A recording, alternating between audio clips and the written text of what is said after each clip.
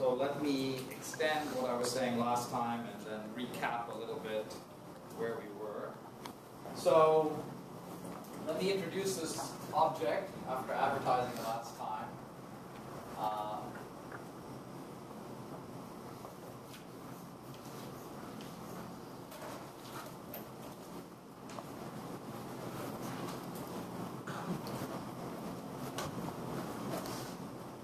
So-called one particle.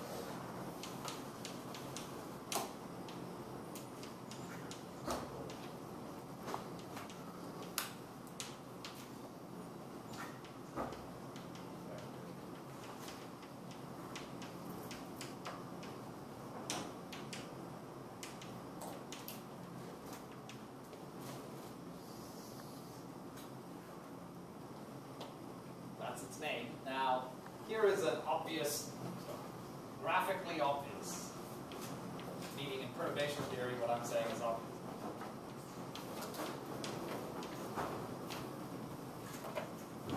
All connected diagrams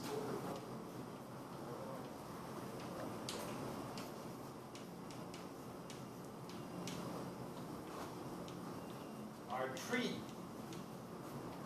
diagrams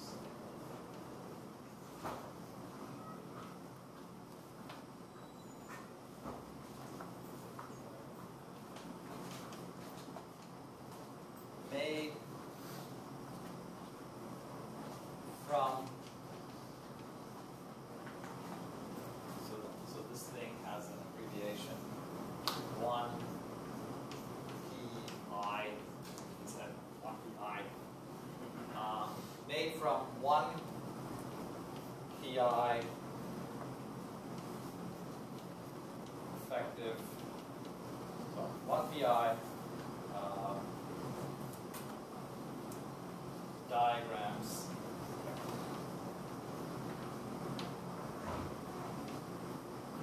connected by addressed property.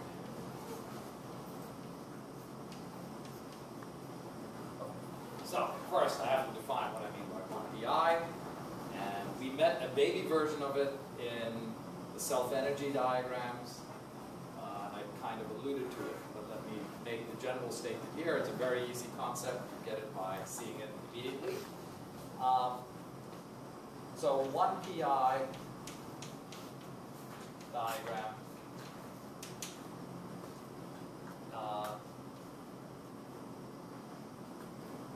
remains connected if any single internal line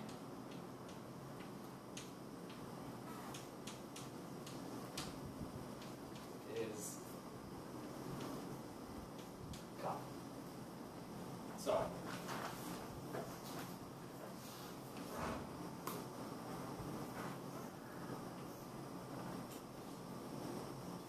this is not a 1PI diagram.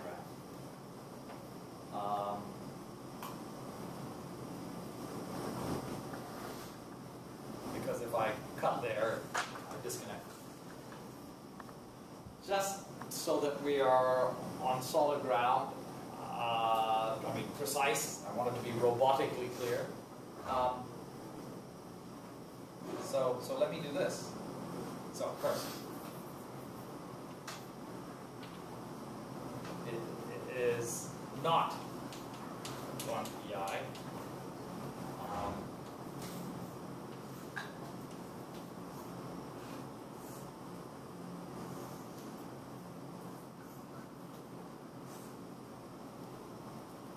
Now this seems, by what I just said, so I have to amend it. This seems like, by what I just said, to be actually also not 1PI, because you can cut it there. No, that's correct. So this is also not 1PI.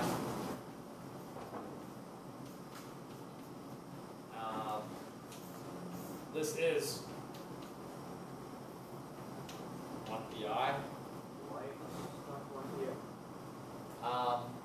Because I can cut it there.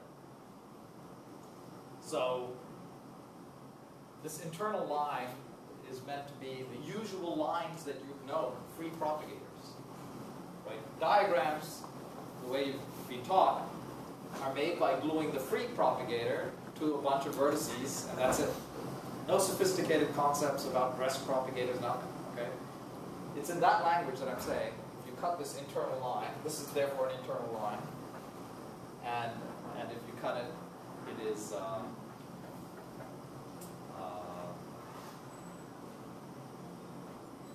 and I'll try to make that a little bit natural. So if I cut it, then it is breaking the diagram into two connected pieces and disconnected pieces, and so it's not one particle. So This is just the definition so far. the one particle irreducible, I guess, things, those are just the big sigmas from before, right?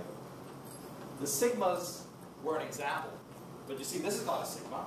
This is not a self-energy. But it's one particle irreducible. For example, if I chop this internal line here, it remains connected through the other line. So graphically, you can see what's going on. But what about so that's it.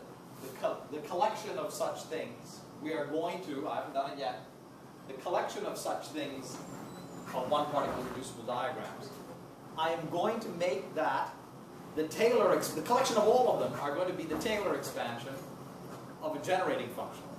Okay? So there's going to be some argument, and when you Taylor expand the argument, you're going to find all these diagrams, just like when you Taylor expand Wj, every single connected diagram shows up. Right? That's the functional, generating functional approach to collecting all the diagrams in one thing. There's going to be a different type of J, a different source for the one particle irreducible diagrams, but let's wait on that. But that's the idea. But let's now ask, is this statement true? Even at first pass, let's just advance this. So, of course, there are connected diagrams which are not one particle irreducible. Okay?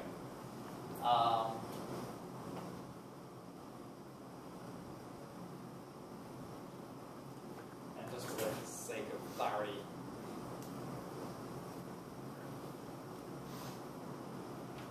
they are connected. So at least let them be connected. And remain connected, if any. Do we not amputate them for the one particle? Yeah, so I want to come to that. I want to make this more precise. So hold that thought. And first, let's just see what we're trying to what instinct are we pointing to? So first of all, how do you build, say, a one particle irreducible diagram, a connected diagram that is not one particle irreducible? Somehow we're saying that we can get the entire set, just starting from one particle irreducible diagrams, and connecting them by dressed propagators in a tree-like fashion. Okay, so let's see what I mean. So where was this diagram? So this is a contribution to the dressed propagator of this line. And you can see that I can build this up by thinking of it as as gluing this contribution to a dressed propagator to this guy. Let's do a different one.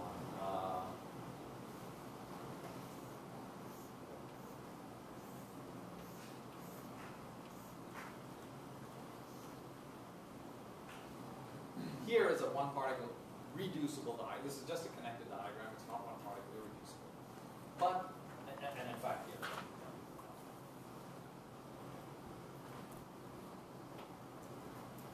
So,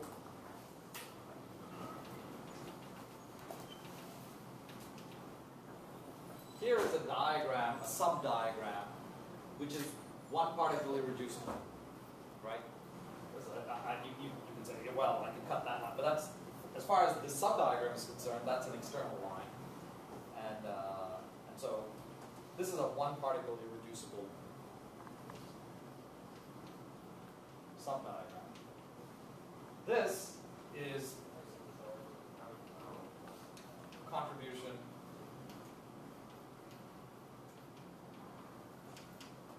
to rest propagator. This is another rather trivial example of a one particle irreducible diagram.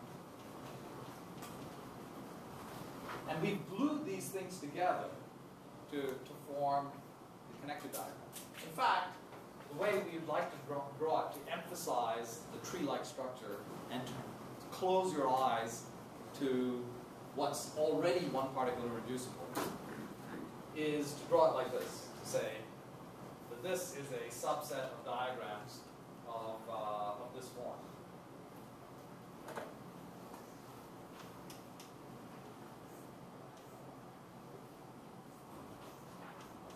You'll remember this is the notation I was using for dress propagator.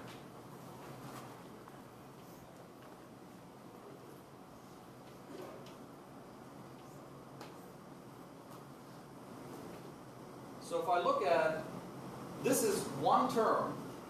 You can read this to any order and perturbation theory you want. But this is one term which contributes to structures of this type, where two one particle irreducible diagrams are glued together using a dress propagator. Okay. Why do I say it's only one? Because of course there are other things that are sitting inside here. For example,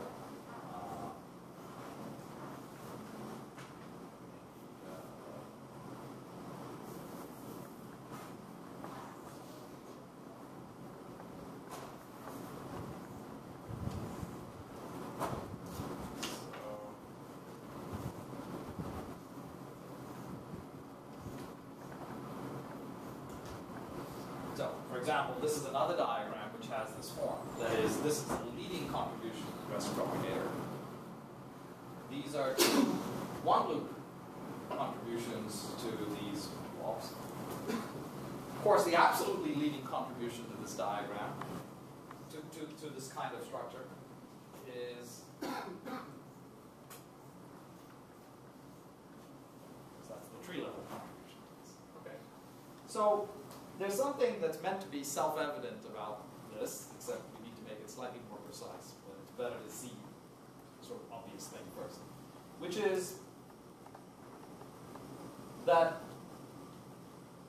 when you have a diagram which is not one pi, it's because somewhere there is a single line carrying you off to a different. There are two subgraphs connected by a single line. Okay. That single line can be dressed in this way. So there's sort of a single. You see, there's a single pathway from this part to this part, and you've got to go through this. Okay. And if I call this a dress propagator, so I just globularize it like this, there's only one way to go. And if I don't go that way, I mean, if I cut that, then I break the diagram in two.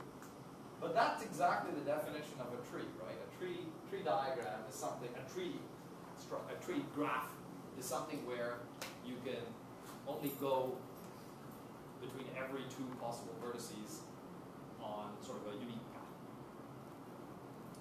So play around with it. I don't want to say it like a mathematician, meaning as if we were all blind and couldn't see what I'm trying to say. So what I want you to convince yourself of is this. But to help you, I will try and make it a little more precise. I have to make it a little more precise. What is the mathematical expression I'm pointing to? When I say the word one particle, this is coming to your annotations for it. To make this precise, what exactly is included mathematically in the one? Everybody knows mathematically what a diagram here means. You know how to write down the Feynman rules. You write down the mathematical expression for the Green's function. But exactly what am I saying when I talk about this? So,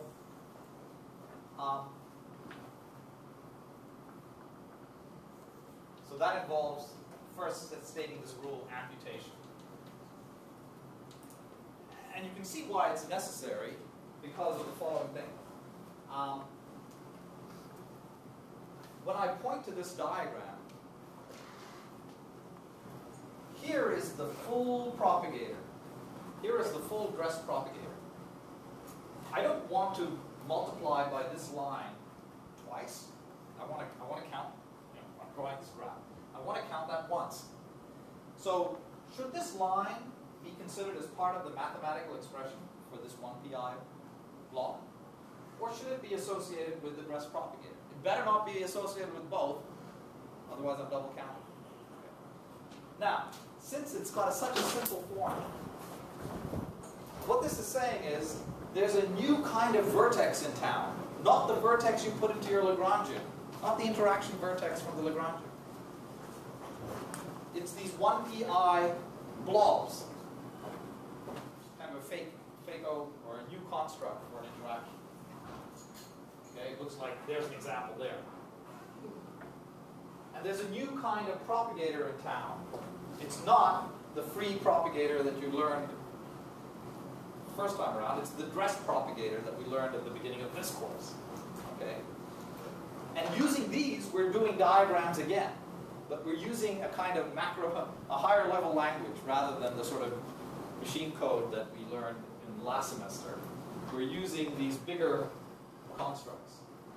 But we want to think of this as the replacement of the word propagator, and we want to think of these as the replacement of the word vertices.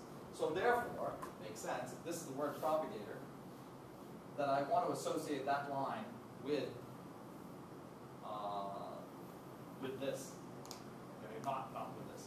Similarly here, this is, I should have said, these are all general examples of in fact, even this class. But this is a general class of diagram to which this is a member. Okay. And there are J's here, but this is just a connected diagram.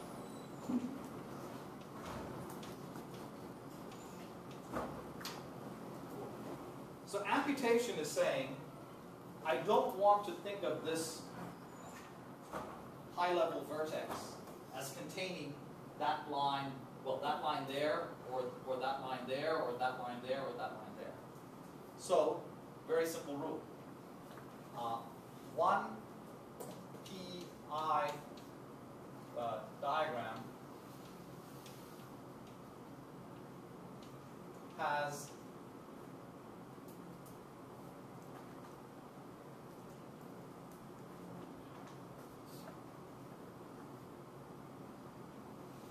external propagators removed, amputated,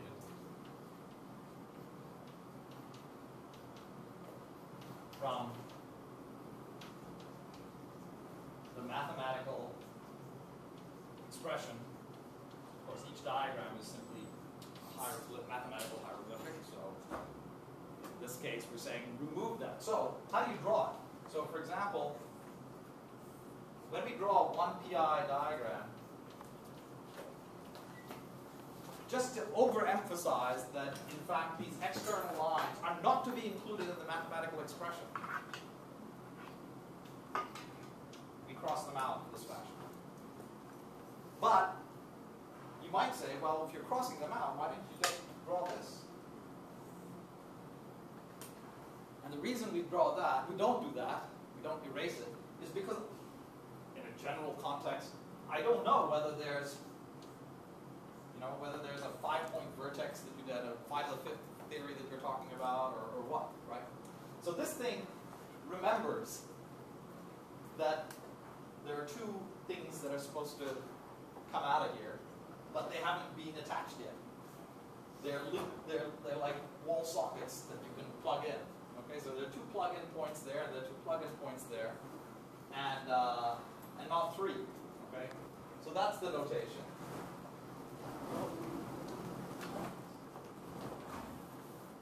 So relative to thinking of this as a connected diagram, what you're saying is, think of it as a connected diagram, the way you would treat the Feynman rules, but don't include those final propagators on the outsides.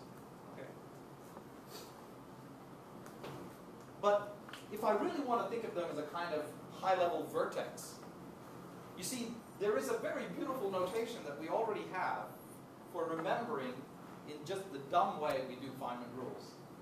Whether it's a 5-point, there are 5 wall sockets or 6 wall sockets or 4 wall sockets. You write things like, oh, lambda phi to the 4th. That means that it's a minus I lambda, that's the strength of the vertex, and there's 1, 2, 3, 4 things that you can attach to it. Okay? We use this to tell us that. Okay?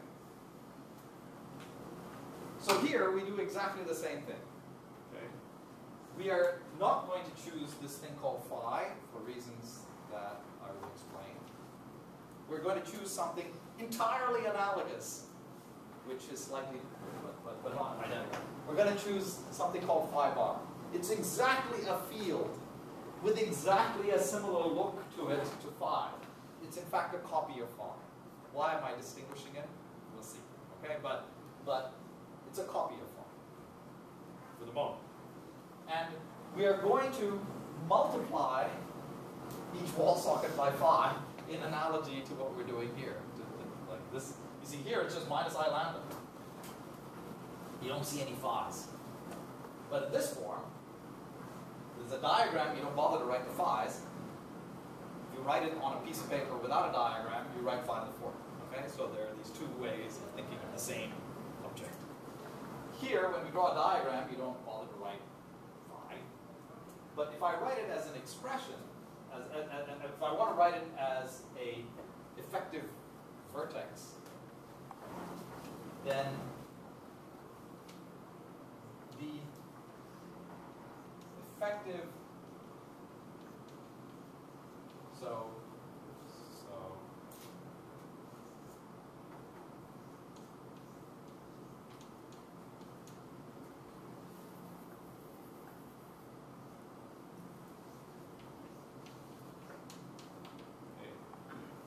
just as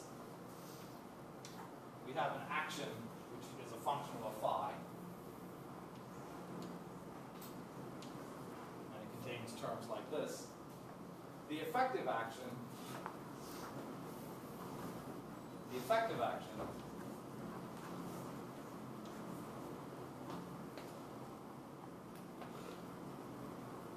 contains, that is, it's the sum of all diagrams, equals the sum of all 1pi diagrams with external lines replaced by phi bar. Are we getting this up? By phi bar of x. I think I'm going to write this again. Here.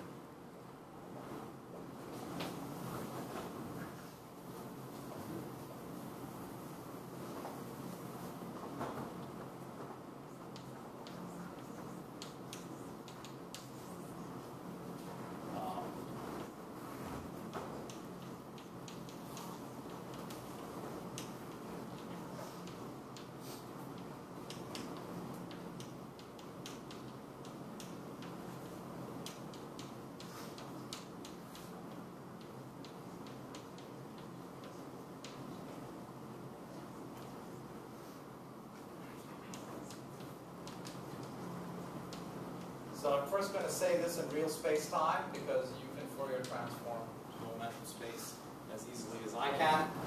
However, it's conceptually clear, since we are used to thinking of actions in real space-time,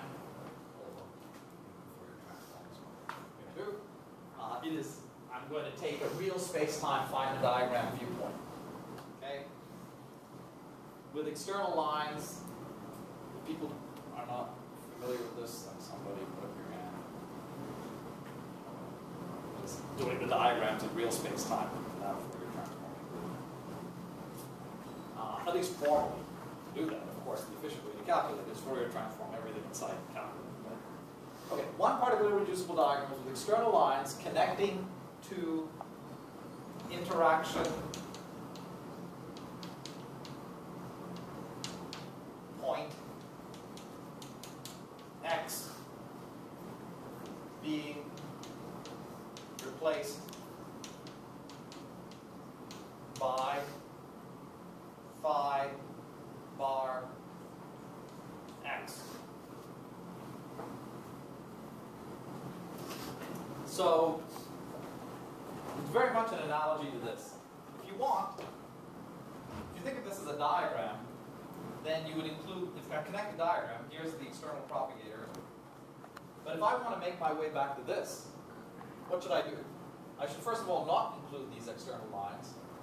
But if that's the point x in space-time, so I'm summing or I'm integrating over x, I can integrate over all interaction possibilities. That's that.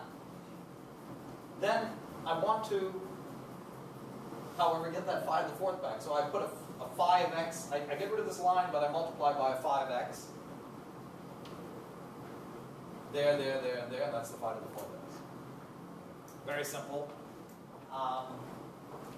That's what we do here. Okay, that's all we're doing. Except, notice the slight subtlety in what you get out. So, example,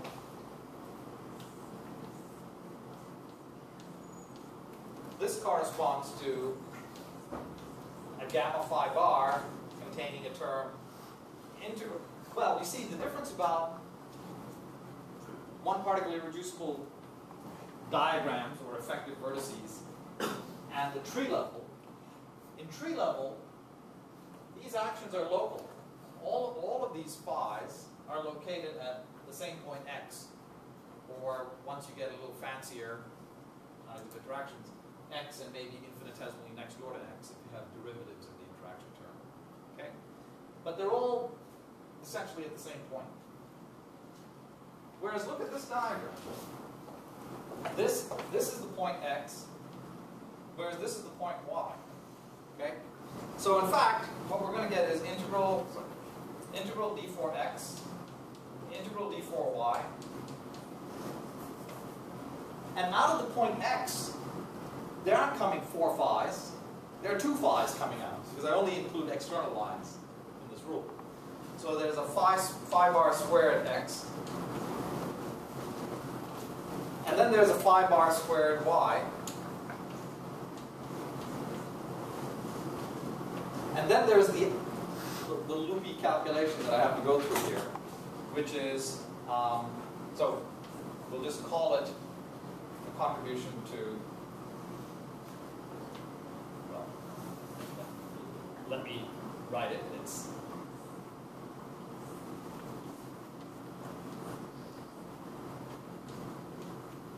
where this is x and this is y. Now, even here, what do I mean by this? It's position space, so it's just g of x minus y squared with some lambda squares over the factors of y. Okay, so you know what this diagram is. It's just this. And by amputating these, I'm just saying please throw away the external lines that you normally calculate. The internal lines are just this. This doesn't look like a loop integral, but it is. If you Fourier transform this, then you'll get your loop integral back. Okay? Because products are convolutions in Fourier space. So you see how you go to something that is non-local. The entire new concept here is that the price of looking like only tree diagrams, it's only tree, it's easy, everybody can do it. But the price of doing that is that the vertex, the effective vertices, and of course even the effective propagator, the dress propagator, themselves are loop diagrams. And loop diagrams in general are non-local in space-time. Okay? And so some of the lines phi are sitting at x, but some of the other ones are sitting at y. Completely, one on the earth, one on the moon. Okay. But formally, it looks like a set of vertices formally, with the one rule that you're no longer constrained by being very local.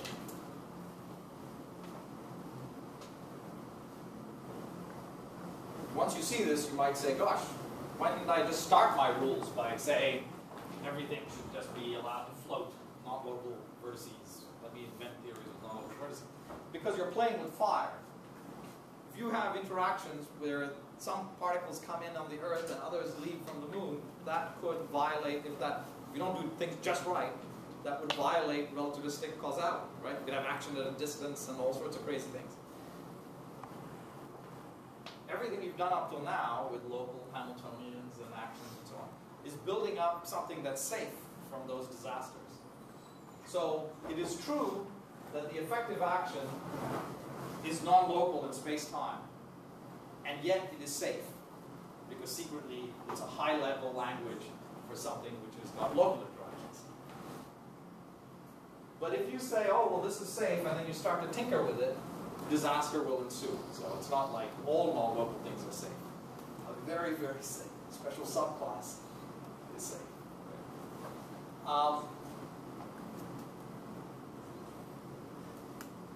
And its safety is hidden. It's not apparent when you write this down that this is going to be something that is not that action like this. You have to learn to read them.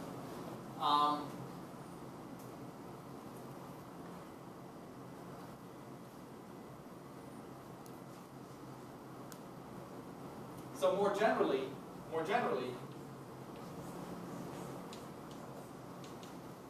just like I kind of wrote a Taylor series, a Taylor expansion in the argument for W of J,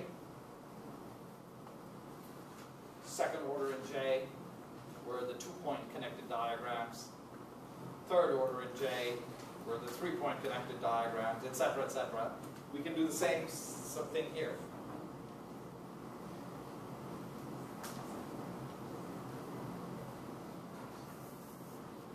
Integral d4x1, integral d4xn, gamma,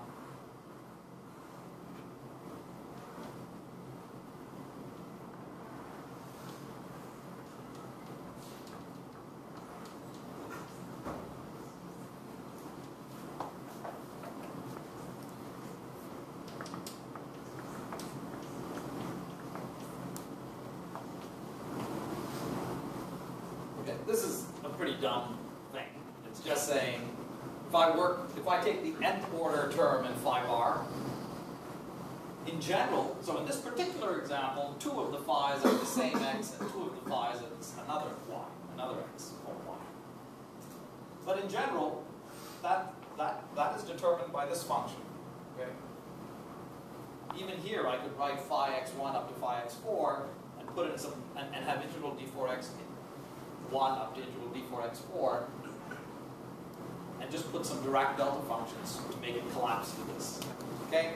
But in total generality, if you have an n-point function coming in as a 1pi diagram, there are going to be n separate possible places that each line could end. It's true that some of these points xi might be the same interaction vertex, but that would be reflected in some sort of a delta function here. Okay? So this is the most general thing that could happen, and then of course there could be any number of points, and if you add them all up, you get every possible diagram on the planet that's a 1pi form. Okay? So this is kind of replacing our notion of action. This is the hence effective action. There's only one special case.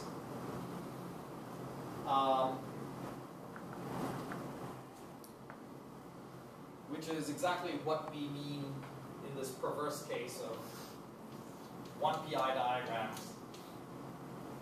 1pi diagrams where there are only 2 points. What do we mean by gamma 2? Okay.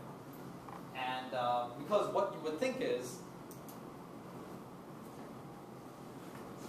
knock off the external lines and put phi's. Okay.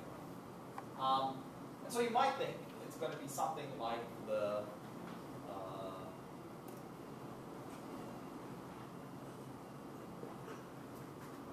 self-energy, and it is. And so hold that thought. Hold that thought, because we'll see what the beautiful answer is. We'll see that there's a right answer.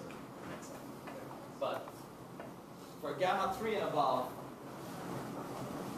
in other words, the way I told the story, I said, you take vertices out of here and you glue them together with dress propagators.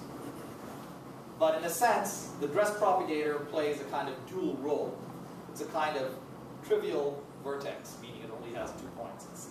It's quadratic. And so how do I think of it as another kind of gamma? So there's a little ambiguity. Let's figure it out. Okay, so hopefully the utility of this object, of course, the other way of saying it is that this, why such a focus on this object? Because this is all the hard bits.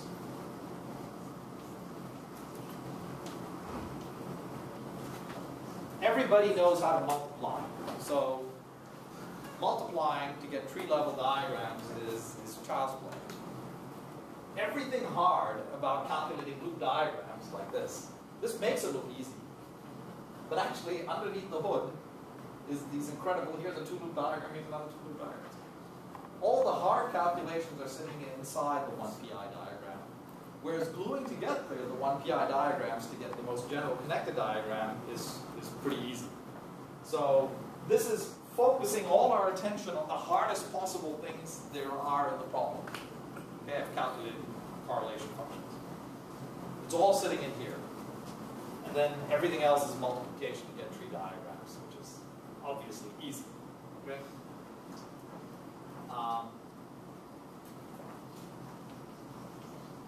So it's a very beautiful concept,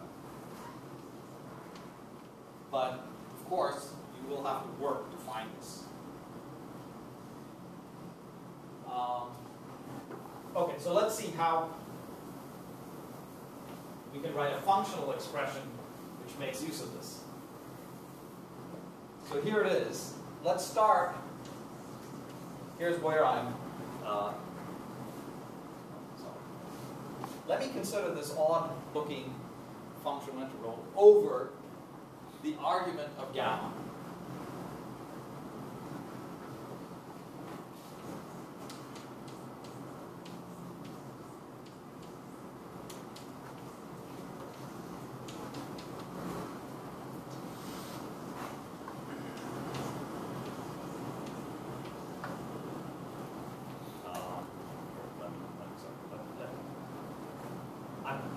So you'll see, I hope you will see at some point why I'm making a slight distinction between phi bar and phi. Right now, I'm going to put a copy of phi and phi bar look like copies of each other. Okay, so who cares? Gamma, if it's a function of phi bar, then you can certainly plug in phi and it'll tell you what gamma phi is. Do this path integral. Insane as it is. You've already done the path integral to get all the Feynman diagrams, to get all this stuff to happen in the first place, and now I'm telling you to do it again. Okay? And if you recall, this is where the H bar sits.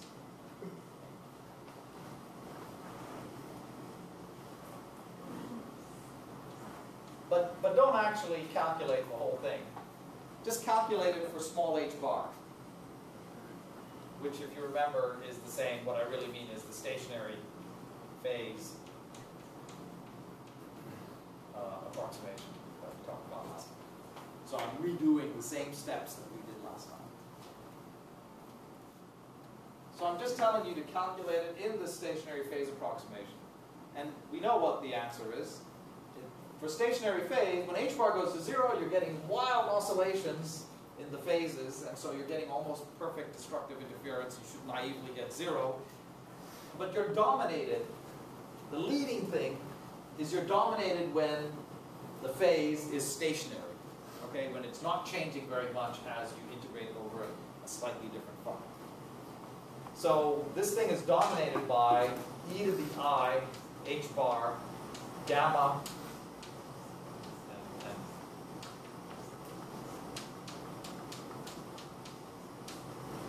where phi bar is the solution to stationarity.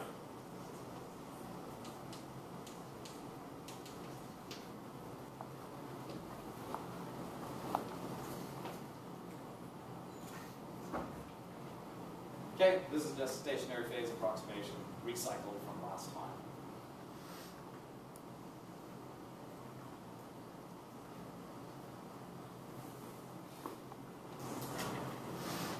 However, there's another way of saying, what we noticed last time is that small h bar is like small couplings, the same approximation as small couplings.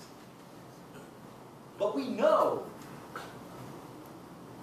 that for small couplings or small h bar, that you're dominated by the tree graphs.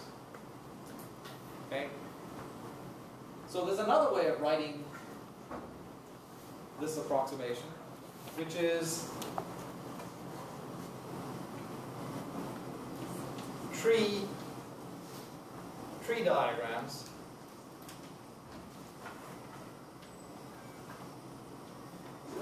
made from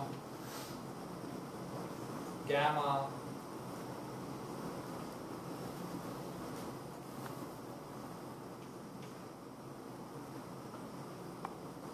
made from the effective vertices of whatever action you happen to have. Just make tree diagrams. If you're doing h bar goes to 0, that's the tree approximation. Made from this, and of course, when you say tree diagrams, the propagators for the tree diagrams are the inverse of the quadratic term of the action. Okay? Propagators gamma 2 x and y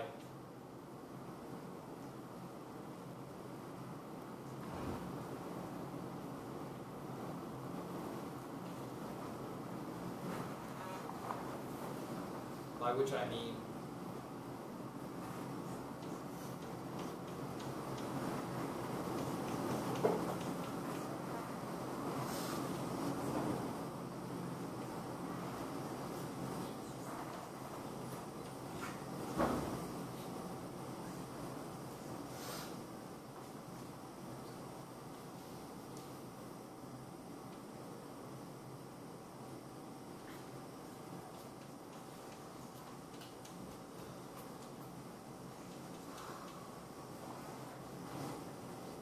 this is exactly the manipulations we know to do for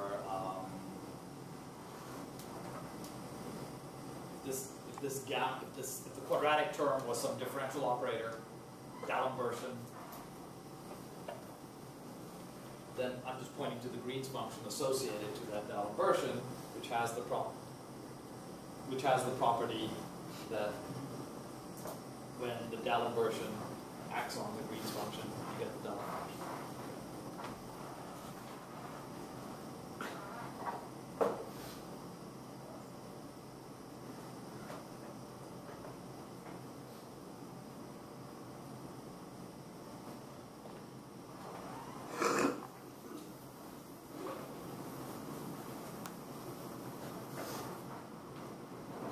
So, where have we got to? We take gamma 2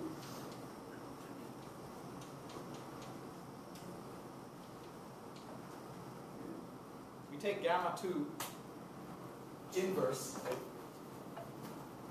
this propagator that comes out of these diagrams, tree diagrams of this action. We take that gamma 2 to be the true breast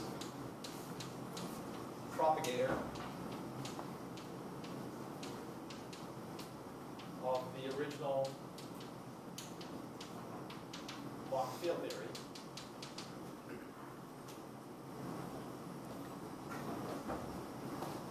Okay? Why? Because then this thing turns into something very beautiful. It's just e to the I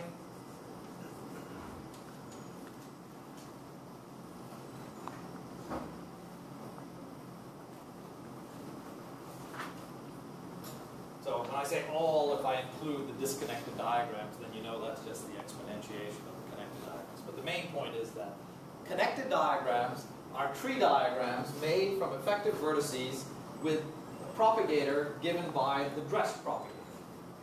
Hence, if I define this ambiguous guy, gamma 2, if I define gamma 2 to be the guy for whom the dressed propagator is the inverse, then I'm in business. Right? So this seemed like a pretty clear-cut algorithm for any gamma n bigger than 2, but for the specific case of gamma 2, what's sitting here is the inverse of the dressed propagator. Okay, so let me be a little more specific. For example, I over p squared minus m squared minus sigma p plus I epsilon. This is an expression you've seen at some earlier point, dressed propagator. Is the dressed propagator in momentum space. Implies that gamma 2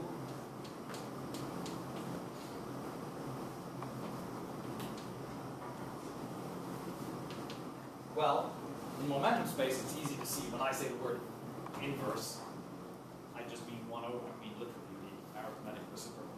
Okay, so it's 1 over, but I have to do this integral d for p e to the I p dot x minus y, just the Fourier transform into position space.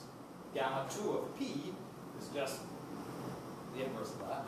So this is just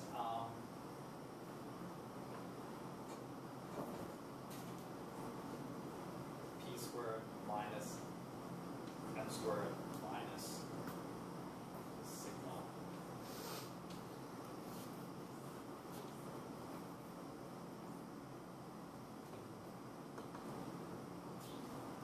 This is a bad Fourier transform in this case. I mean, this one is a delta function. Okay, this one is worse than a delta function. That's okay because these guys have names. This is equal to d squared. If you want delta 4 x minus y. So this is the usual plain old quadratic part of the action. If you strip off the phi's, this is what you get. And if you insist on notation where every phi gets its own position, then the fact that, in fact, the kinetic term is at the same point up to this derivatives, you have to put in that delta function. Okay, so that's what that's. But this guy is not. This is whatever it is. Remember when we did self-energy like this point x and this point, they're not the same point. Okay, so in fact, when you do this Fourier transform here, the x and the y are in general not being set to be the same point.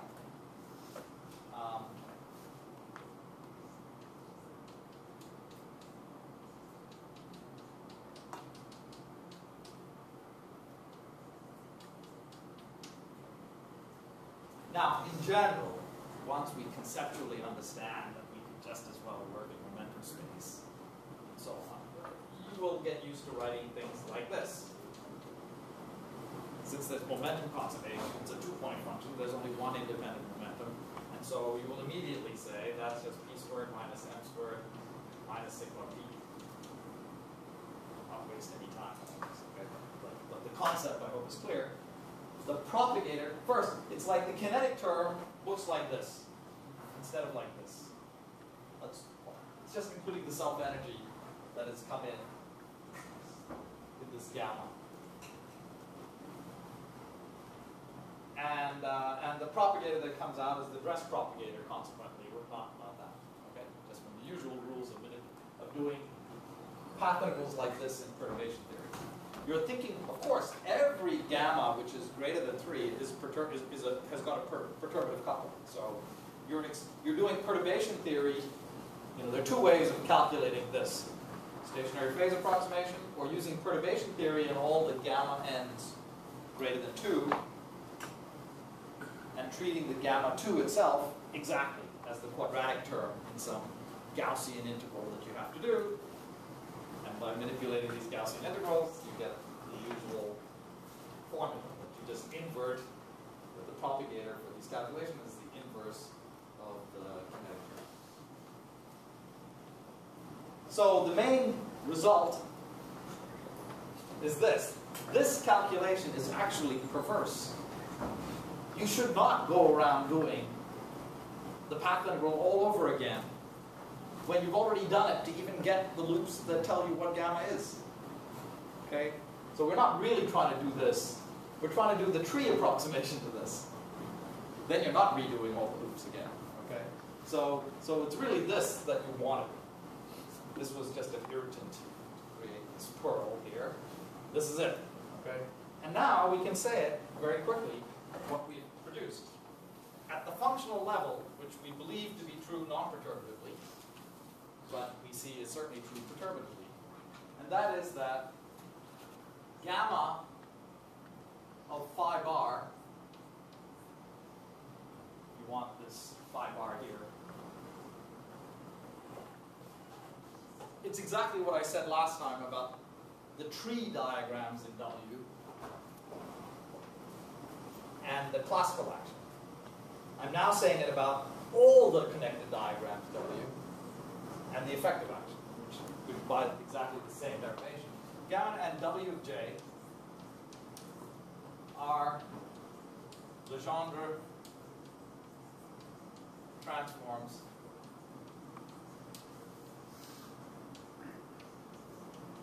of each other. For example, this W is equal to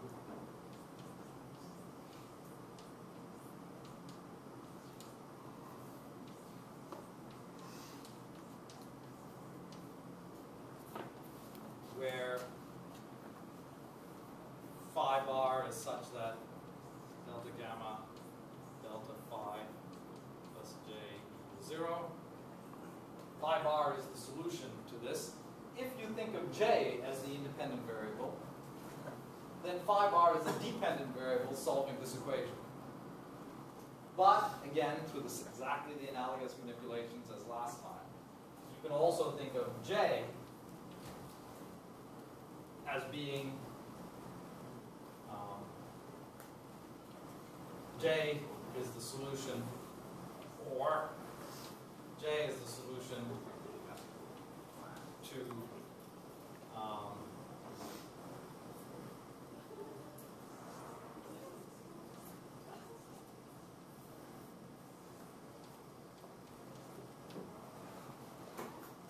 if you give me phi bar and you say, I demand phi bar, which is like, remember last time, it's like having a magnetization of some substance and saying, I demand that the magnetization is blah, blah, blah. And I'm going to adjust the external magnetic field until I damn well get that phi bar to come out. Well, that's what you're doing here. This is like the external magnetic field. I'm going to adjust it until I get the magnetization I want. Okay, that's the way these Legendre Legendre transforms are seemingly mind-boggling, but what it is really doing is, again, your instinct should be, which thing am I trying to adjust? Which thing am I trying to specify? The magnetization or the external magnetic field? Okay. You can always tell a grad student, I don't care how you do it, get the magnetization to be this. And let them go and do the adjustments. And that's taking this viewpoint. Or you can say, you fool, here's the magnetic field I want. Now just tell me what the magnetization comes out as, and that's this. That's not to be used against me. You can't do anything on tenure. I think. Anyway. This is a class based on mutual respect. I hope you will. So, there's just that coach who got in trouble recently. Okay, anyway, fine. So you get this. This is exactly what we're doing. And it's a very beautiful construct. This relationship between here and here. Everything hard is sitting here. And then you do some Legendre transform and you get everything. It's Wj that you need to construct the S matrix. But all the hard calculations are in okay. Yes? I have a question about the equation where delta gamma delta phi plus j equals 0. Should it be integral d4xj or not? No. Here's why. I have a function of a phi, and I'm functionally differentiating with respect to phi at a point At a x. certain x. Okay. Right. That makes sense. And just to bring familiarity to it, keep in mind the analog. That's why I did the sort of the easy case last time. So keep in mind what the normal equation of motion would look like if you had a source term in the action, and you were writing, the good old Euler-Lagrange equations of motion. This is the form they would take, and that would not be integrated, and you would have chosen a particular point x to check. Okay. Yeah. So we only need to take, we only need to take this functional integral to tree level because combining all the one particle irreducible diagrams with dress propagators at tree level produces all possible diagrams of the theory. This is what I want to emphasize. It's a very slick trick for getting this result. But this is not the original functional integral. The thing that we actually care about is the functional integral with the old action. And this is a cheap trick to say, well, if you just calculate at tree level this, then you do get the old one. So the full functional integral with S is equal to the tree functional integral with gamma. Incredibly simple, beautiful result. Okay. Okay. So once you get used to this language, and especially the fact that it has a very simple diagrammatic look to it, then hopefully the kind of convolutions we've gone through will seem instinctive and reasonable. And of course, it stands up to the hype that I originally said. It's like you got rid of the H bar to the extent that you think